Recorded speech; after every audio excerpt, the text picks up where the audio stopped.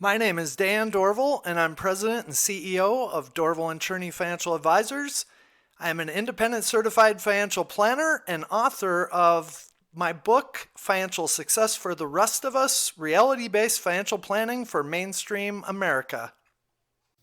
Hi, my name is Leah Woodley. I'm an associate financial advisor with Dorval and Cherney Financial Advisors. Our conversations discuss what it means to do quality of life planning in all areas of your life. So, Dan, Roth conversions come up a lot. It's something that we hear about in our industry a lot. It's something that's promoted a lot. But there are some considerations that need to be made before moving forward with a Roth conversion. Do you want to talk about that? First of all, let's talk about what a Roth conversion is for those who may not know. So, yeah, a Roth conversion is, maybe I have saved a lot of money over my time in my 401k. Maybe I have a big pre-tax IRA. So I've accumulated a lot of pre-tax money. And now I decide, hey, I might face kind of a tax issue here in the future because I'm going to eventually have to take money out of here and I'm going to have to pay taxes.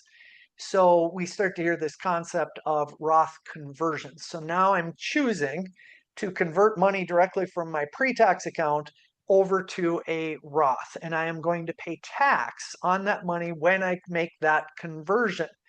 And so we hear this so much, and it's really marketed a lot. So on social media, you hear about it a lot.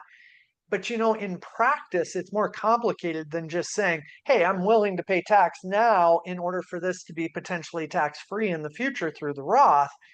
That might sound good to a lot of people, but there's a whole bunch of moving parts here.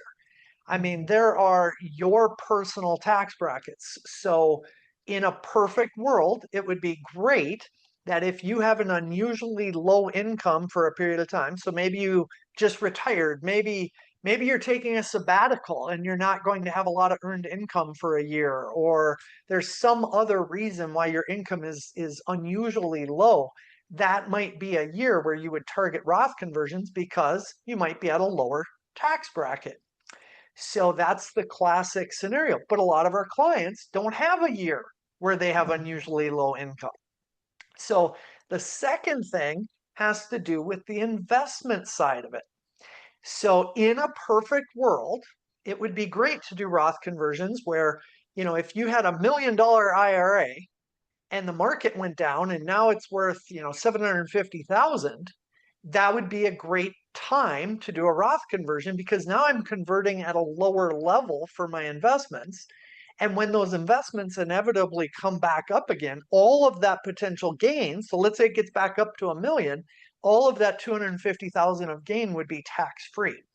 So we did a lot of Roth conversions. We got much more aggressive with it during the Great Recession when there was a prolonged downturn in the markets. That was a great opportunity.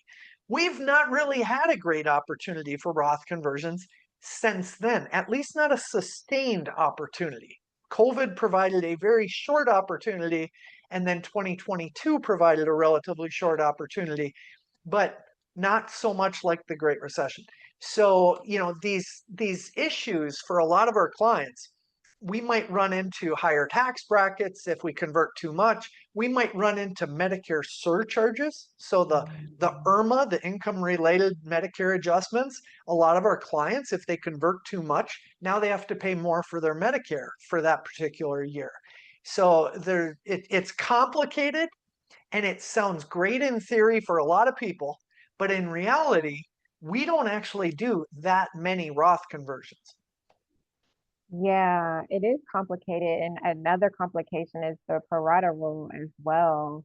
Um, so if you rolled over money into an IRA, you can't mix the money.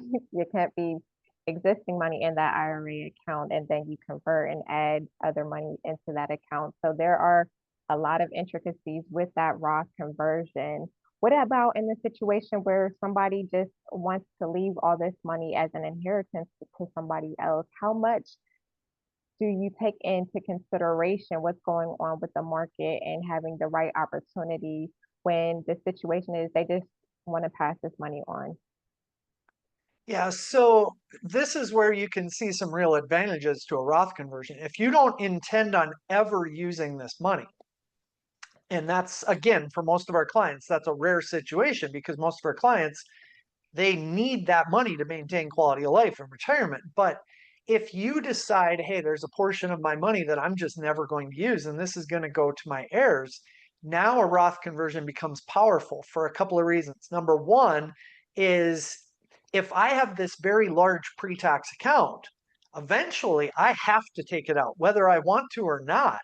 I have Mhm. to take required minimum distributions, and that could be anywhere from age 73 if you're close to that age now, up to 75, and those rules can change too. But the government's going to force you to take some money out of the pre tax accounts in order to get their taxes.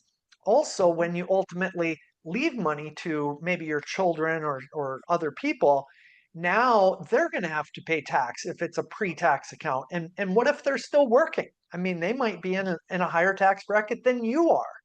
So we think about this inevitability of the taxes. Well, with a Roth, if I do a conversion, first off, I know exactly what my tax rates are going to be today. So I'm not worried about Mhm. uncertainty in the future. And now that Roth IRA, because I converted, that's not subject to required minimum distributions. So I get to basically pick and choose how I want to take money out of there. I'm not forced to take money out. And then finally, if I leave that money to my heirs, they're not going to pay income taxes on that Roth either. And so it's a powerful tool specifically for money that you anticipate never using and that you want to grow it for your heirs. Yes, it definitely is a very, very powerful tool in that situation. Are there any instances where you are like, you should definitely not convert? This is not an option that should be in consideration for you at all. Anything that sticks So out in your mind? one of the biggest ones that I see all the time is somebody will say, hey, I'm still working. I'm going to retire, in a few years. I'm making the most money that I've ever made in my life, whatever that amount is. So I'm in the highest tax bracket I'm ever going to be at. And they go, I like the idea of paying taxes right now and not having taxes in the future. I've seen that concept discussed. So I want to do a Roth conversion right now, Mm. and I'm sitting there explaining to them that, for a lot of our clients, they're in the 22 or 24% federal bracket, maybe even the 32% federal bracket today. And then when they retire, if they're a married couple and their income, gross is under about 130 grand, they're in the 12% federal income tax bracket. And they Mhm. don't realize that. So they might be deferring today pre-tax at 22, 24, or even 32% or higher. And when they take it out, they might be taxed at 12%. And so it's a huge advantage to use pre-tax in that particular situation. And yet they still talk about wanting to do Roth conversions at exactly the wrong time. Mhm. And, this is where they just heard the concept. They didn't Mhm. apply it to their own personal situation. Yes, and it's so important. Everything with your finances is personal and unique to you. You can't just follow what your friend's doing, what your father tells you to do, what you see in the news. You have to keep in mind what is going on with your unique situation. Well, is there anything else you want to add, Dan? Yeah, we talk about noise a lot. We mention that concept a lot. This is a classic thing where people hear that noise and they just don't know, does this apply to me? Does this not apply to me? And this Mhm. is where that independent certified financial planner really comes into play to try to help you determine, do they make sense? When do they make sense? Mhm. It might be years from now, it might not be today. And then how do you actually do it? How much, when, all of those different issues that are personal to you. Yeah, I definitely think this is a topic that should not be a DIY situation in most cases. I definitely think you need a professional when it comes to Roth conversions in most Yeah, I've instances. actually even seen people did the conversions and then they didn't report them correctly. Hmm. And so the tax reporting is another issue that pops up with this. So you're right about the DIY type of person. There's a lot of ways this can get messed up.